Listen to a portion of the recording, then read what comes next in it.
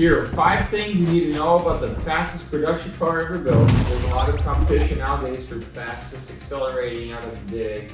Tesla is the reigning champ. They're not the best at racetrack, they're not the best at continuous performance, but just that 0 to 60, that 1/4 mile, they've had it with the Plaid. The Model S is heavy, but man makes up for the power. Yep, they're pretty friggin' sweet. To give a frame of reference for what speed actually is, the Bugatti Chiron, 0 to 60, 2.2 seconds. It's a 1,600 horsepower vehicle for $3 million. If all you have is money, you're gonna buy a Chiron because that's the coolest thing to buy. If you're a rapper and a celebrity, they all have one. It's the peak of the peak in terms of a car, and yet Tesla is dominating that. So you have your Model S Plaid that we talked through, that's 1.990 to 60, which is unbelievable. And then there's the Tesla Roadster that's coming out. It's actually the first vehicle they ever built, and they made it wider, a little bit longer, put a battery pack, and now they're back. They fully redesigned it into a sports coupe, and that's what's going to production. Out of the gate, it's going to be making 0 to 60 in 1.8 seconds. That's 60 miles an hour. This car can accelerate faster to 0 to 60 than you can take a piss.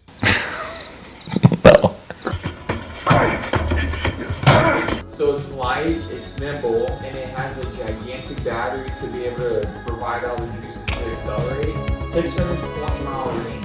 So the thing with acceleration is it's all about friction. You need as much weight as possible to increase the coefficient of friction on the tires, and that's why the Plaid is so fast. It's a really heavy car that can provide an advantage with all the torque that the electric motors are able to provide. Now with the Roadster, it's lighter, so it's capped at 1.8 seconds. But Elon, being the SpaceX founder, is coming out with the Plaid version of the Roadster that has 2 thrusters on the back, pointing downwards to provide more grip on the rear wheels. Let you accelerate 0 to 60 in 1.1 seconds. This is wild. Was that really a thing? Yes. Oh my god. I don't know what the G-forces are, but you'd have to really train to be able to handle those. Well, there's that video of that electric go-kart going 0 to 60 in less than 1 second.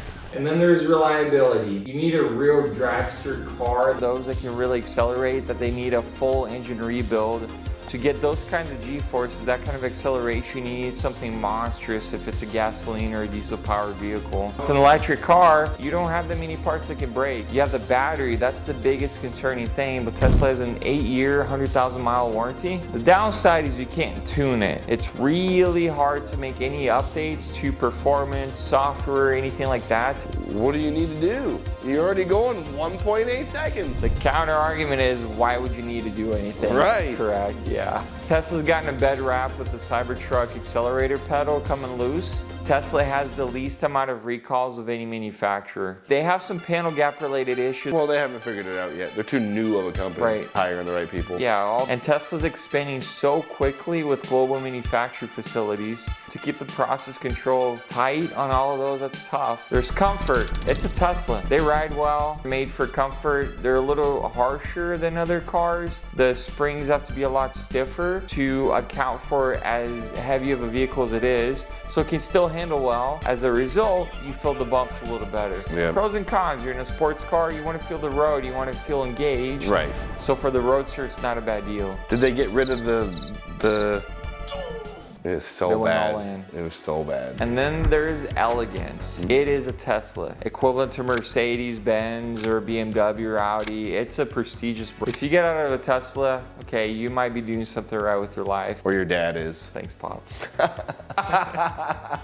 And then finally, there are the looks. I think it looks amazing. It's very divisive. It's sleek, it's alien-ish looking. It's the anti-Cybertruck. It doesn't have flat edges anywhere. It's there to scalpel its way through the air, and I adore the look. You're right, the Cybertruck is gross. What do you think? Is that going to be the fastest car of all time once it finally makes it to production? Are there other types of vehicles that you want us to cover? Let us know down in the comments.